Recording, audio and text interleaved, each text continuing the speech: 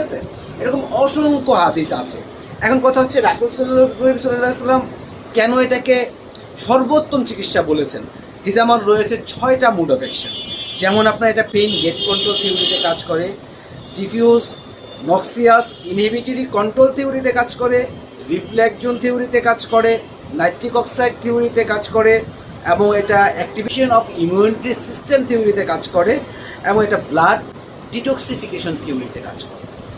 তো অন্যান্য সাধারণ ওষুধগুলো কিন্তু যে কোনো একটা অথবা দুটা মুড অফ অ্যাকশনের উপর কাজ করে, যেখানে হিজামা 6টা মুড অফ অ্যাকশনের উপর কাজ করে, যে কারণে বলা হয়েছে যত সব চিকিৎসা তোমরা গ্রহণ করো তার মধ্যে থেকে হিজামা সর্বোত্তম। হ্যাঁ, এখানে প্রশ্ন আসতে পারে যে হিজামা কি শুধুমাত্র ব্যথার জন্য অথবা শরীরের যে কোনো মাথা ব্যথা, শরীর ব্যথা, কোমর ব্যথা এর জন্য নিব, নাকি হিজামা টোটাল একটা চিকিৎসা পদ্ধতি?